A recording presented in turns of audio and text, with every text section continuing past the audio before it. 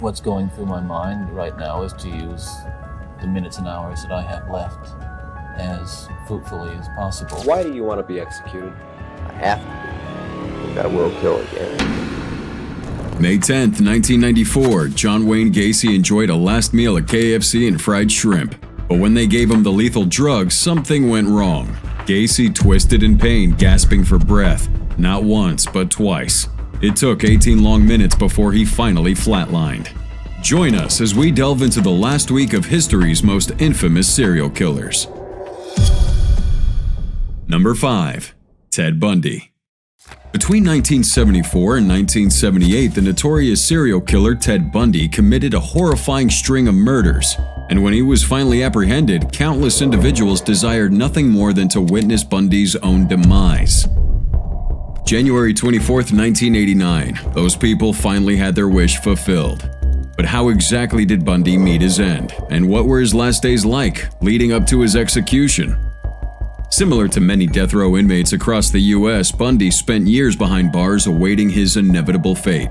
It was only after exhausting all his appeals and facing undeniable evidence of his guilt that he finally chose to confess. He confessed to 30 murders, including the tragic case of Kimberly Leach. Outside the prison gates, dozens of people gathered, while millions more watched from the comfort of their homes. Protest signs bearing the words "Burn Bundy Burn" were proudly displayed, and the chants of hundreds echoed through the air.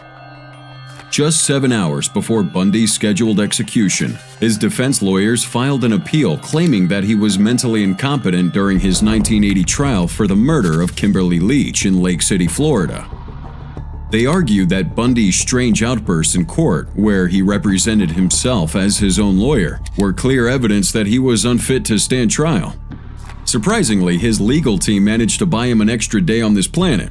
3 judges from the U.S. Court of Appeals agreed there wasn't enough time to assess the appeal before the scheduled 7 a.m. execution. Recognizing they needed more time to hear the arguments from his attorneys, they granted a court order to temporarily suspend the execution. This was Bundy's second successful attempt to avoid the penalty, but unfortunately for him, the appeal was eventually denied. Governor Bob Martinez, who personally signed Bundy's death warrant, declared, "Justice has been delayed for a decade, and it's high time Ted Bundy paid for his heinous crimes." In the final hours leading up to his execution, Bundy had a conversation with evangelical campaigner and psychologist Dr. James Dobson at Florida State Prison.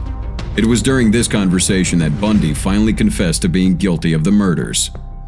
And I take full responsibility for whatever I've done and all the things that I've done. That's not the question here. The interview lasted 45 minutes, and Bundy confessed that it was a pornography addiction that drove him toward becoming a homicidal maniac. And I don't know why I was vulnerable to it. All I know is that it's just so central to the development of the violent behavior that I engaged in.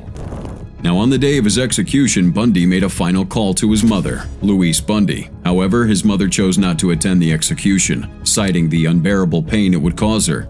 In an interview with journalists at her home in Tacoma, Washington, she described the execution as a circus and explained that the agony they would experience by being there wouldn't be worth a few minutes of talking to Ted through the glass. Bundy shared the same sentiment. Despite the heinous crimes Bundy was convicted of, his mother never believed that her son could commit such acts. For 13 years, while on death row, he maintained his innocence, and she stood by him. She expressed, "We believed him. We wanted to believe him. He's still our son, regardless of what he's done, and we love him deeply." In the early hours of that January morning, Bundy was offered a final meal, but he declined it. Instead, they would give him a standard last meal of steak, eggs, and toast, which he left untouched. Bundy was then escorted to the execution chambers. As he walked past the glass, he nodded to the 42 witnesses who were present, including the prosecutors who had fought to have him sentenced to death at Florida State Prison in Rayford, Florida. When he was asked if he had any last words, Bundy replied, "Jim and Fred, I'd like you to give my love to my family and friends." Jim Coleman was one of his lawyers, and Fred Lawrence was the Methodist minister who had sat with Bundy on the night before his execution in prayer. It was then reported, "A last thick strap was pulled across Bundy's mouth and chin.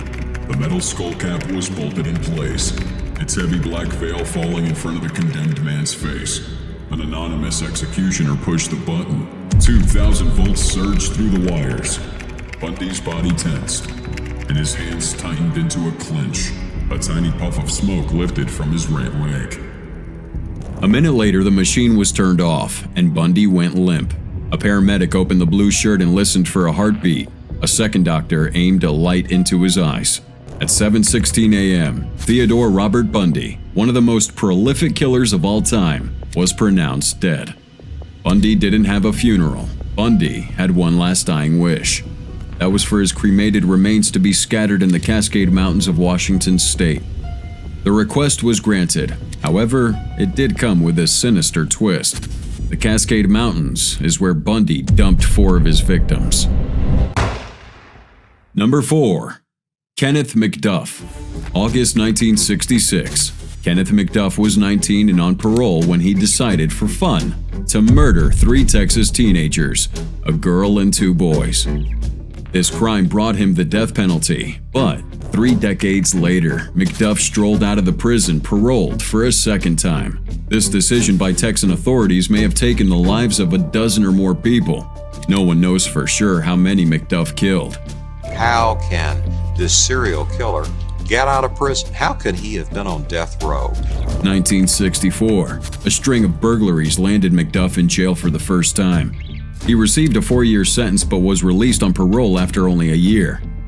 A year after his release, McDuff and a buddy, Roy Dale Green, took a booze-fueled drive to Fort Worth. They spotted 3 teenagers chatting near a Ford in a schoolyard. At gunpoint, McDuff forced the trio into the trunk of the Ford. With Green following in McDuff's car, he drove to an isolated field.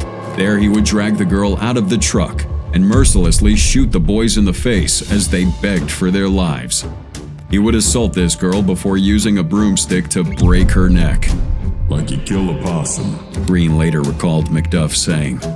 Green led police to the bodies and confessed. November 1966. At his trial, McDuff insisted that he had lent his car to Green and had no knowledge of the killings. The jury took less than 4 hours to find him guilty, which meant death in that electric chair. McDuff was on death row for 6 years when a Supreme Court decision temporarily struck down capital punishment in the U.S. His sentence was commuted to life. 1989. Prison overcrowding made Texas authorities decide that it was safe to give some inmates their freedom. McDuff was among the 127 murderers and 20 death row inmates who rode out of jail on a wave of paroles. 9 months later, he was back behind bars after pulling a knife on an African-American teen. Inexplicably, by the end of 1990, he was out again, supporting himself by dealing drugs. Soon, as McDuff's parole officer predicted after first meeting him, dead girls started turning up in Central Texas. June 1992, McDuff was finally indicted on 1 count of capital murder, was arrested, and a jury found him guilty. As expected, all of his appeals were denied. His last meal, according to death row chef Brian Price, was a hamburger fashioned to resemble his request for a steak. He was also interviewed and examined by many psychologists. One of them said he had no soul. Also, one hardened lawman called McDuff the most vicious and savage person he'd ever seen. Till the very last day, McDuff denied killing anybody. Did you ever kill anybody? No. Not even those kids back in 1966? No. I don't want to see anyone suffer or die. 1998, McDuff died by lethal injection, more than 3 decades after he stepped onto death row for the first time. His last words were, I'm ready to be released. Release me. Number 3. Wesley Allen Todd.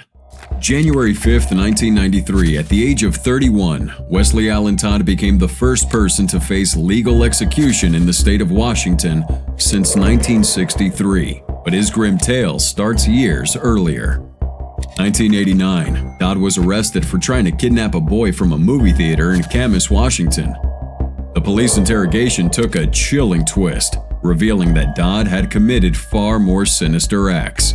He had killed 3 boys and abused 3 others. Todd's descent into darkness began at the age of 13, when he first began the cycle that would result in tormenting nearly 175 victims. It's a twisted journey that can be traced back to his own childhood. Constantly bullied and teased for being a nerd, Todd harbored a growing resentment towards children, which ultimately fueled his gruesome acts. His early transgressions involved exposing himself to his victims from his bedroom window, harassing 2 of his cousins, and continuing his predatory behavior even after court-ordered counseling. 1984, Todd was convicted of abusing a boy, but his 10-year sentence was reduced to 4 months when he agreed to attend counseling. But counseling didn't help him. As per a court affidavit, he said, Each time I ended treatment, I continued to molest children. I like molesting children and did what I had to do to avoid jail so I could continue what I was doing. Todd's sickening crime spiraled further as he embarked on a spree of child abuse and murder from 1988 to 89. He would lure children with promises of money or toys before subjecting them to horrifying abuse and ultimately murdering them. Now, his crimes finally came to light when he abducted 3 brothers, Cole, William, and Jason Neer, from a movie theater in Vancouver, Washington. The following day, their lifeless bodies were discovered. Todd's capture would occur shortly after the Neer brothers' abduction and murder. July 6, 1989, he was apprehended by police in Camas, Washington, while attempting to abduct another victim. In custody, Todd quickly confessed to the murders of the Neer brothers, as well as several other victims. At his trial, Todd refused to speak in his own defense, believing that his own execution would bring peace to the families of his victims, offering them some semblance of closure and justice. He requested to be hanged, the same method he used on some of his victims. Why do you want to be executed? I have to be. Because I will kill again. Todd seemingly understood that the legal system had failed to stop him too many times before.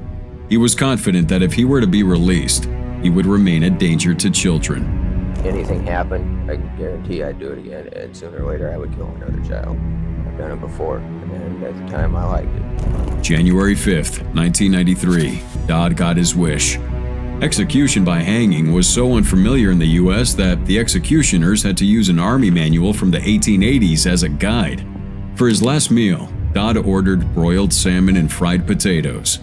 His final words were, I was asked by somebody, I don't remember who, if there were any way ex-offenders could be stopped. I said no. I was wrong. I said there was no hope, no peace. There is peace. There is hope. I found both in the Lord Jesus Christ. Number 2. Eileen Wos. Eileen Wos, one of the most infamous American serial killers, terrorized the nation by shooting and robbing 7 men. Eileen's troubled upbringing is believed to have influenced her violent tendencies and motivated her to commit these heinous crimes. Abandoned by her parents, she was raised by her alcoholic grandparents, who allegedly assaulted and beat her. At the age of 15, Eileen was left alone to fend for herself in the woods outside of Troy, Michigan. It was during this time that she turned to prostitution and petty theft in order to survive. Her criminal record began at the age of 18 when she was arrested for a DUI. Now, this marked the beginning of a long list of arrests for various crimes, including robbery and assault, which made her quite familiar with the inside of a prison cell. 1987, Eileen was arrested for pulling a gun on a client. After serving a year in prison, she was released and moved in with Tyra Moore, a hotel maid who would later become her lover and partner in crime. Eileen's accounts of her murders were inconsistent. Sometimes she claimed to have been assaulted by each of the men she killed, while other times she admitted to robbing them. Her first victim, Richard Mallory, was actually a convicted predator. Eileen shot him multiple times and dumped his body in the woods. Eileen and Tyra went on to murder 6 more men before their luck finally ran out. Eileen was apprehended on a warrant after yet another brawl in a biker bar in Florida. Tyra was arrested the day after Eileen's booking. Now, Tyra wasted no time in turning against Eileen. Right after her arrest, she bombarded Eileen with a series of phone calls, hoping to extract a confession out of her. After 4 days of relentless calls, Eileen finally confessed to several murders, leading to official charges being filed against her. January 16, 1992, Eileen Wos went on trial. The defense made an argument saying she suffered from mental instability, borderline personality disorder, and antisocial personality disorder. However, she was ultimately sentenced to death. Following her sentencing, she was held in a Florida prison on death row for women. Later, in a written statement, she chillingly admitted, I robbed him as cold as ice, and I'd do it again. I've been evaluated so many times. I'm competent, sane, and I'm trying to tell the truth. I'm one who seriously hates human life and would kill again. During her final days, Eileen claimed that the prison guards tampered with her food, urinating on it and contaminating it with dirt. She also alleged that they wanted to take her life before she was executed. 2001, she directly requested the court to expedite her sentence. She claimed to be living in abusive and inhumane conditions, even asserting that her body was being attacked by some kind of sonic weapon. They had the intercom on in the room, and they kept lying that it wasn't on, and they were using sonic pressure on my head since 1997. This interview took place on the eve of Eileen's execution. I'm okay. God is going to be there. Jesus Christ is going to be there. All the angels and everything. October 9th, 2002, she was given the option of a last meal with a budget of under $20. However, she declined this and simply requested a cup of coffee. It was said that her final words were, Yes, I would like to say that I'm sailing with the rock, and I'll be back. Like Independence Day with Jesus, I'll be back. Her words hung in the air as she was then securely fastened to the chair inside that execution chamber. A group of witnesses peered through the glass, anxiously awaiting her final moments. 2019, a rock's supposed to hit you anyhow. You're all going to get nuked. And number 1, John Wayne Gacy. Now, John Wayne Gacy is one of the most infamous serial killers and criminals in American history, responsible for the brutal murders of at least 33 victims. However, what truly sent chills down people's spines was the fact that he performed at children's hospitals and events as a clown, earning him the chilling nickname, the Killer Clown. It was fun being a clown because you could be yourself or just let yourself go and act a fool. Now, Gacy had a tough upbringing, with an alcoholic father who would beat him with a strap whenever he misbehaved. On top of that, he felt like an outcast at school, and had a heart condition that made him feel even more isolated. During the 1960s, Gacy worked as a manager for a fast food chain, and in the 70s, he became a building contractor in Chicago. Now, back then, he was well liked by the community. He was involved in various politics, got married and divorced twice, and had 2 biological children. Gacy was also a member of the Jolly Joker Clown Club in Chicago. He would often entertain kids at parties and other events, dressed up as Pogo or Patches the Clown, and only if they knew his nickname was the Killer Clown. He would lure his victims by offering them work or other benefits, only to subject them to torture, assault, and often strangulation using his bare hands or a rope.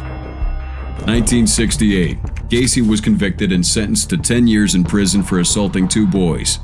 However, he would be released on parole just 2 years later. He was arrested again the following year.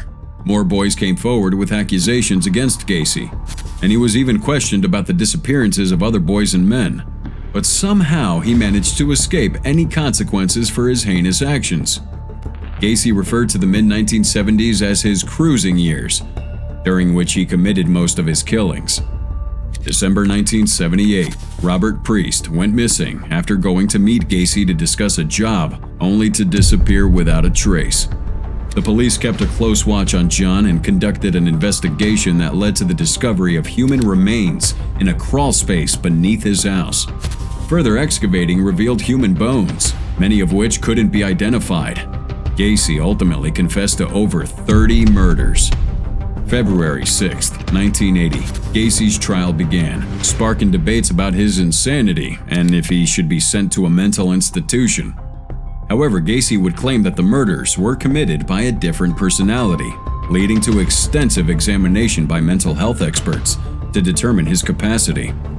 When they paint the image that I was this monster who picked up like these altar boys along the street and swatted them like flies, I said, this is ludicrous. After brief deliberation by the jury, they found him guilty of 33 murders, sentencing him to 12 death penalties and 21 life prison sentences.